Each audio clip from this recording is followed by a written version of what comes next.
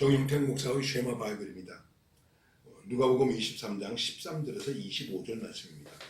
찬송은 460장 뜻없이 무릎 꿇는 이 찬양이 되겠습니다.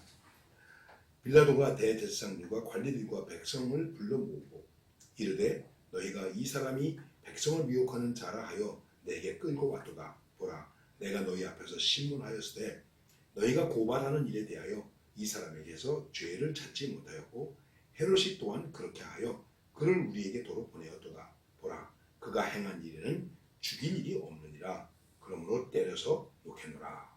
우리가 일제히 소리질러 이르되 이 사람을 없애하고 바라바를 우리에게 놓아주소서 하니, 이 바라바는 성중에서 일어난 밀란과 살인으로 말미암아 옥에 갇힌 자라.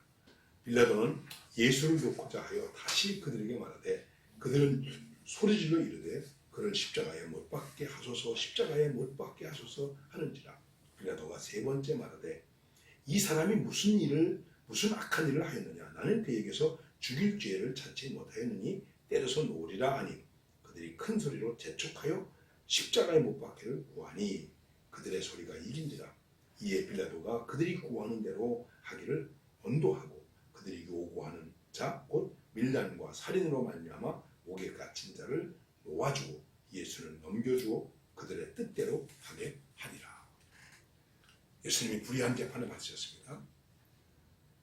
대제사장 가이바의 집에서, 그리고 빌라도의 집에서, 빌라도의 뜰에서, 그리고 헤롯에게로, 또 헤롯이 다시 빌라도에게로, 이제 빌라도는 대중들 앞에서 공개적으로 재판하게 됩니다. 마치 인민재판하는 것 같은 그런 재판의 모습을 여기서 볼 수 있습니다. 근데 중요한 것은 어쨌든 빌라도는 그래도 예수님은 죄가 없다, 죽일 만한 죄가 없다, 그냥 채찍질해서 놔주겠다, 이렇게 말하게 됩니다. 그런데 같은 동족인, 그리고 그 당시 지도자들은 십자가에 못 박아 죽게 하라, 십자가에 못 박아줘서 말하고 있습니다. 그리고 대신에 바라바를 놔주라. 다른 성경과 비교해서 얘기하면 6월 명절 때 죄수 하나를 사면해주는 일이 있었습니다. 그 당시 밀란을 일으키고 살인죄를 저지르고 감옥에 갇혀있는 이제 바라바라고 하는 사람이 있었는데, 이 빌라도 생각에는 그래도 바라바보다는 예수를 놓아주겠다 그러면 이 군중들이 좋아하겠지, 이렇게 생각했는데 오히려 바라바를 이렇게 말하게 되는 것입니다. 참 이상한 일이 벌어지게 되었죠. 자, 여기서 우리가 여러 가지를 생각할 수 있지만은 간단하게 이렇게 생각할 수 있습니다. 뭐냐 하면은 이방인은 예수님을 놓아주려고 하는데 동족은 예수님을 죽이려고 한다. 참 이걸 어떻게 이걸 풀어야 되겠습니까? 네. 오히려 원수의 나라에서는 살려주려고 그러고 같은 동족은 죽이려고 하고 있습니다. 사람이 완악하면 이렇게 눈에 뵈는 게 없나 봅니다. 그리고 또 한 가지는 살인죄, 반란을 일으킨 사람을 살려주려고 하고 죄가 없다고 하는 사람을 죽이라는 겁니다. 왜요? 자기들의 뜻을 위해서, 자기들의 욕망을 위해서, 자기들의 욕심을 위해서. 참 무서운 일입니다. 내 욕심과 내 것을 성취하기 위해서는 죄가 없어도 죄 있는 거로 뒤집어 씌워서 죽게 하는 것입니다. 그리고 죄 있는 사람을 오히려 죄가 없는 사람처럼 놓아주게 하는 것입니다. 이후에 또 바라봐야 된 이야기도 많이 나옵니다만 어쨌든 여기서 그런 일을 하나 볼 수 있고, 나름대로 빌라도는 그래도 공정하게 하려고 애를 썼는데 결국은 빌라도도 예수님을 죽이는 자리에 넘겨주게 됩니다. 그리고 나는 이 일에 관계가 없다, 그리고 손을 씻죠. 왜 그랬을까요?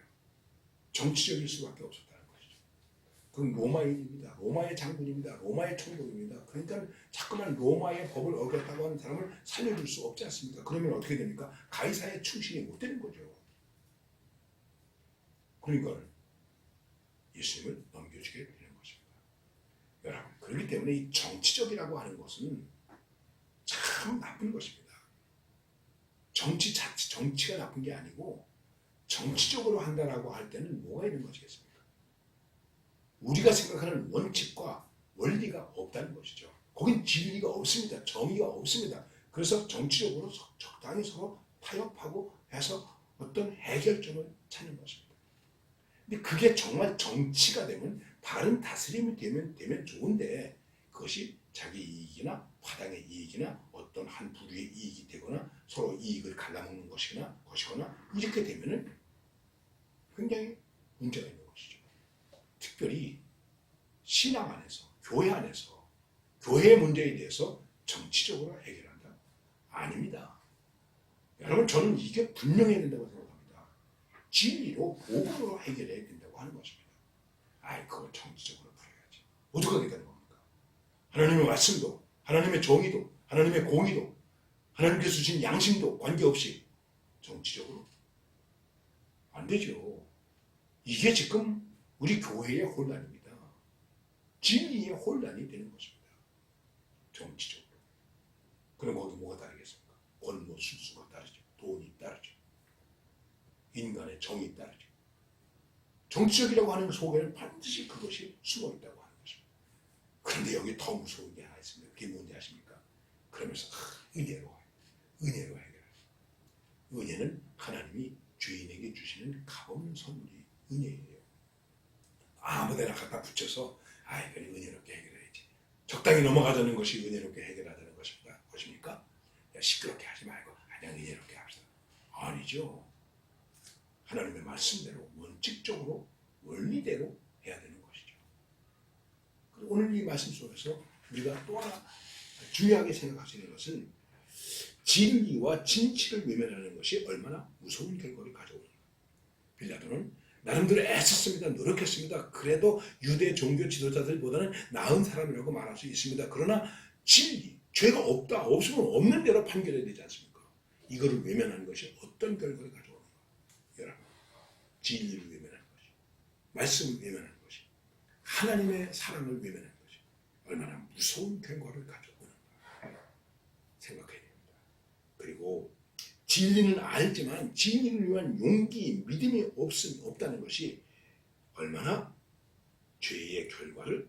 무서운 죄의 결과를 가져오게 하는가 하는 거 깊이 생각해야 됩니다. 헤롯도 요한을 죽이기 전에 이 사람 의로운 사람인데 그러나 체면 때문에 죽였어요. 얼마나 무서운 죄를 범하는 것입니까? 그렇습니다. 그렇기 때문에 참 벌거벗은 임금님을 향하여 임금님 벌거벗었네 이 소리를 할 수 있어야 되는 것입니다. 그렇지 않으면 또 무서운 결과를 가져오게 되는 것입니다. 교회의 문제, 개인의 문제, 총회의 문제 모든 문제가 마찬가지입니다. 진리를 위한 용기 이게 온다면 그리고 그것을 외면한다면 아주 무서운 결과가 우리에게 온다고 하는 것입니다.